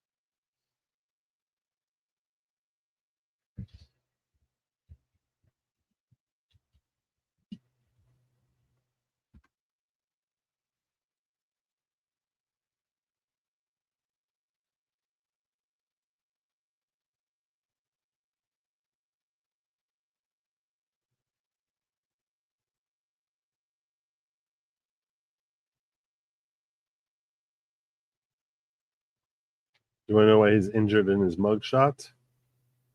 Let's see if I can show this. To a peaceful group of Jewish demonstrators, setting innocent people. I don't know if I can show this. I don't know if I can show you the video, but I will give you the link. I'm going to put it in locals, the link to this video. That's this guy setting himself on fire. That's him, Solomon, setting himself on fire with the first Molotov cocktail he was throwing. I don't think I can show you the video, but I will give a link. I'll put it in locals. Lawgic.locals.com.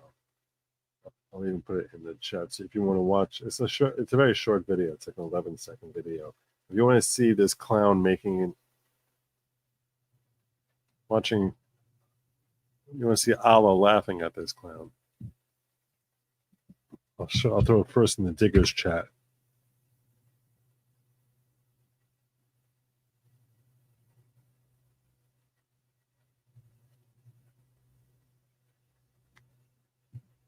She said, well, don't you believe in karma? Yeah, I believe in karma. I just got a free soda.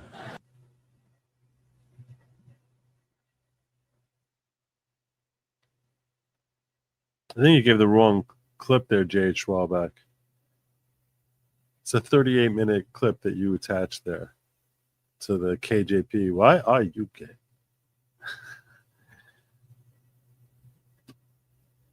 Yeah, so I shared it over there if you want to click that link over there, and I'll make a separate.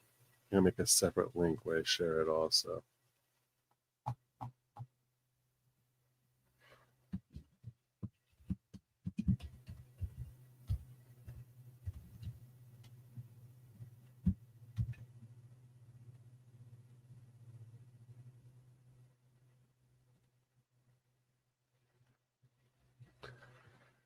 All right. Oh, I'll share on Rumble too. Well, I'm gonna share on Rumble. I don't know how to do that. It's in locals, Rumble ghetto people. Stop complaining. You just go over there. Stop complaining. Oh my gosh.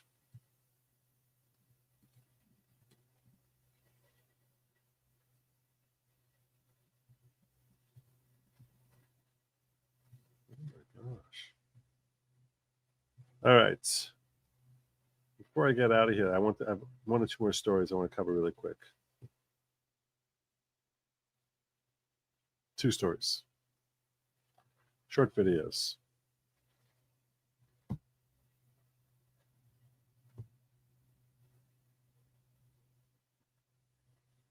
First up.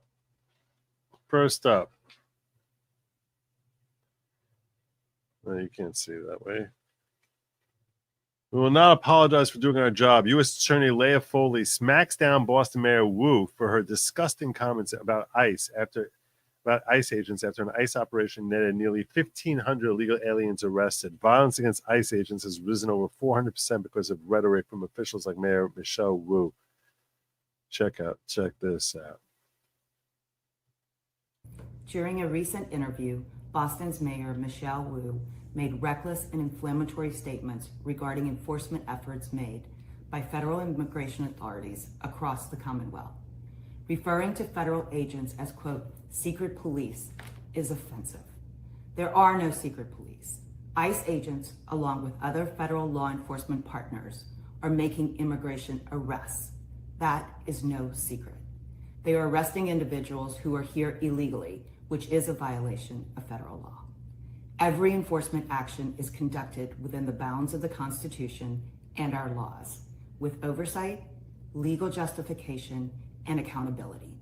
To claim otherwise is a gross misrepresentation and a disservice to the public.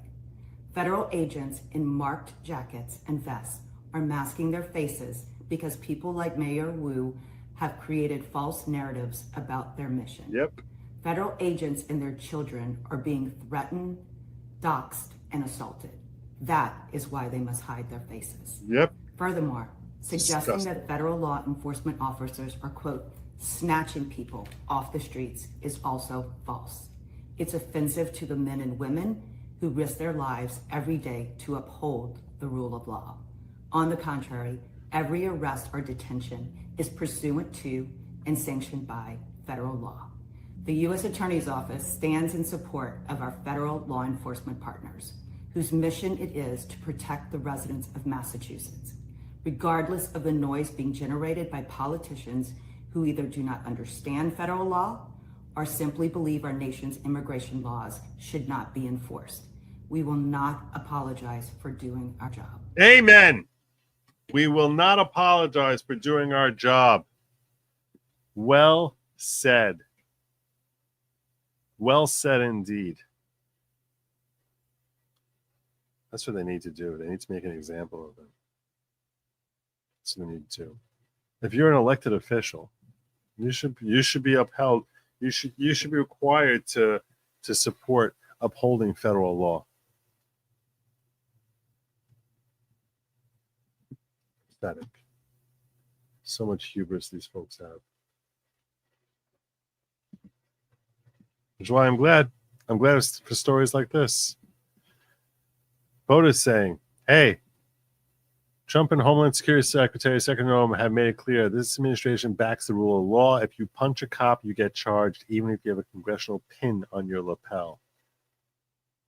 There you go. Charge them. Charge them all. Burn them all. Burn them all. This is the last thing I wanted. Speaking of out of control Democratic leaders. Slightly different story. Random.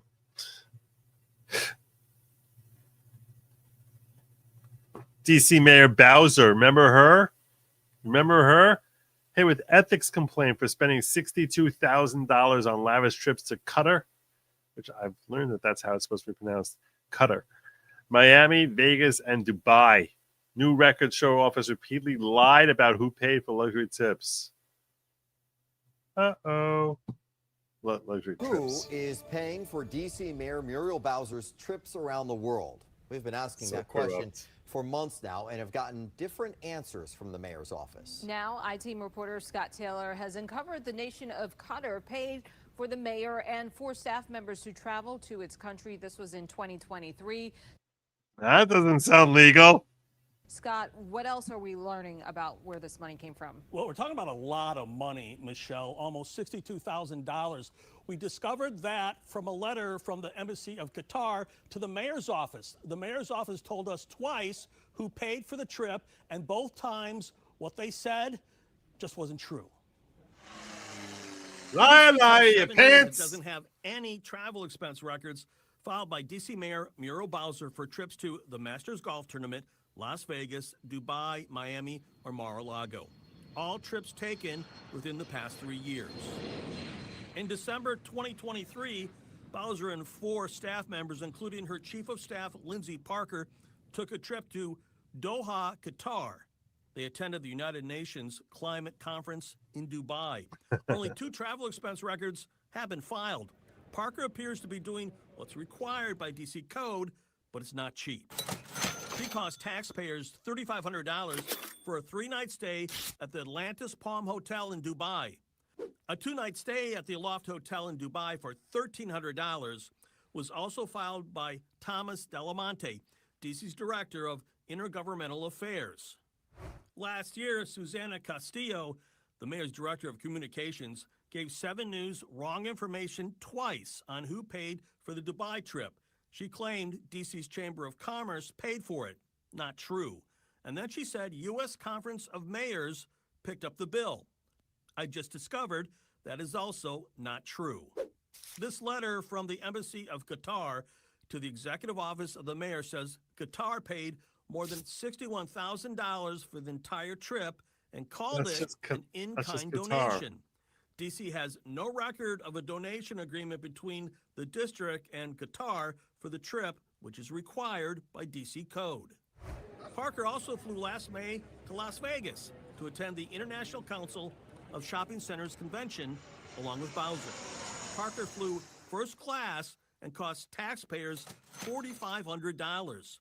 She stayed at the Wynd Hotel and Casino 3 nights, costing taxpayers $1,500. What about the mayor? She has filed no travel expense records for her Vegas trip, saying it was paid by Washington, D.C. Economic Partnership and 2 D.C. government departments. Nope. Well, so far, no answer from the mayor's office to our 9 questions we sent that office 6 days ago. 7 News would like to know, how can any big city mayor fly all over the world on official business and not keep clear records of who paid for it? I guess in the district, Mayor Bowser can get away with it. For the I-Team, Scott Taylor, 7 News. Liberal media turning on leftist mayors.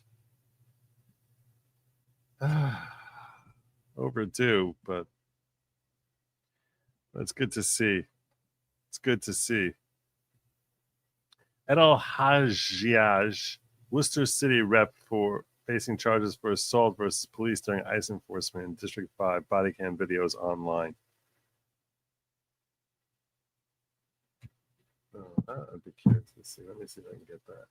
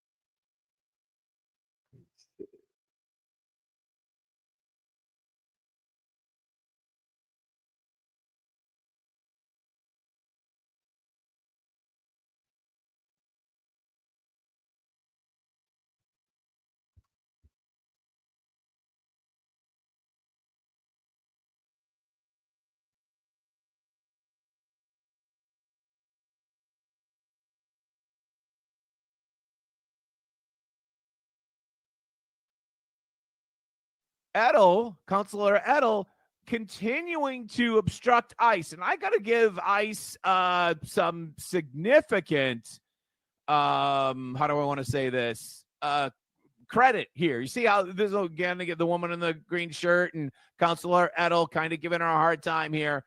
I got to give ICE some considerable credit for holding back, I mean, me, if this was me, I would have asked like nicely twice, and then I would have just clobbered her. But they had a lot of restraint. Let's continue on playing that video. They had a lot of restraint as the city councilor. You can see her there, much clearer there.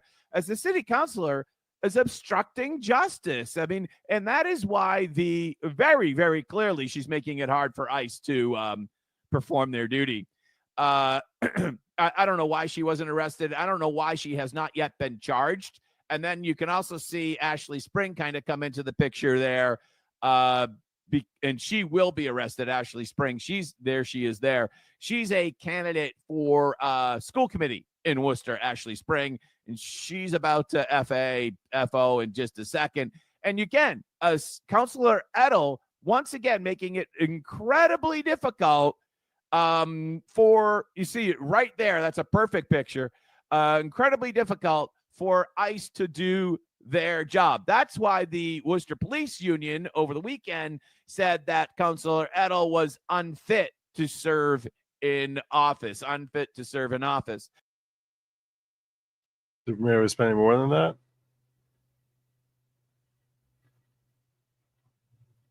You would think. I think so.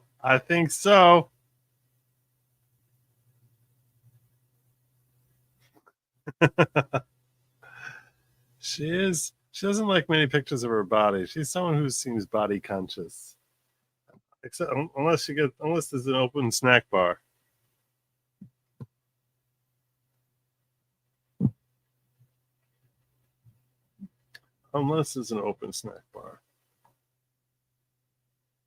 Let's see if we can find more video here. Guys, you gotta step back. Take her! Step back. No, ma'am, this is my constituent. No, you do not touch me. Do not touch me. I need you to go over there. I need you to not touch me. Federal arrest. Do not touch me. Come on. There's obstruction right there. Let's go. Come on. Please don't touch me. No, you're obstructing a federal arrest right now. Do you understand that? Let's go. You can be charged. We could absolutely step off the vehicle. I understand. No, I'm the district council. I have a right to be here. No, do not touch me. Why are you touching me?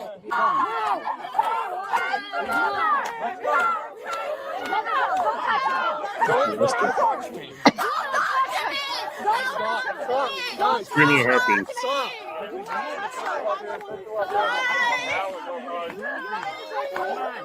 It's screaming harpies.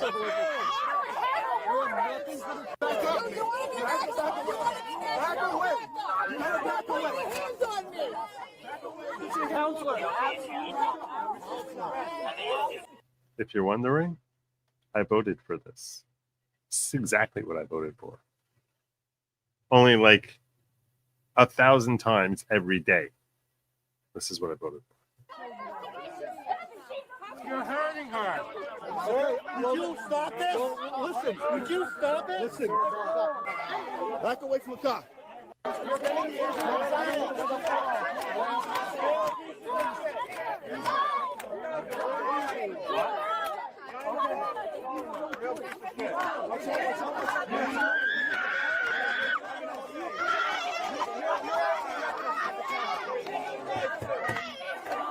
I'm sorry, I misspoke. 10,000 times a day. Let her go. She's my constituent. The people who are No one under cares. arrest are under arrest, She's okay? not. She hasn't done anything. She's under arrest. She's not under arrest. She hasn't done anything. Sean, she hasn't done anything, Sean. It doesn't matter. She hasn't done anything. He's here Let her illegally. go. Please let her go. Let her go. She hasn't done anything. She's traumatized. Well, go back home. She's traumatized. Get counseling at home.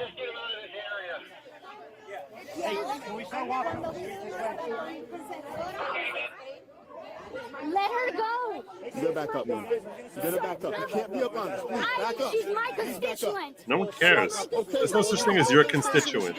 Not anymore. You're fired. Nothing. What are you doing? Why are you arresting her? The rest of you next. Arresting her. Counsel, you cannot. You back up, man. You have to back away. Back away. You gotta back away. Back away. Get your hands Yeah, off of us. you should be threatening her. Should be threatening her. She's here illegally. She's done something, counselor. Wow. Wow.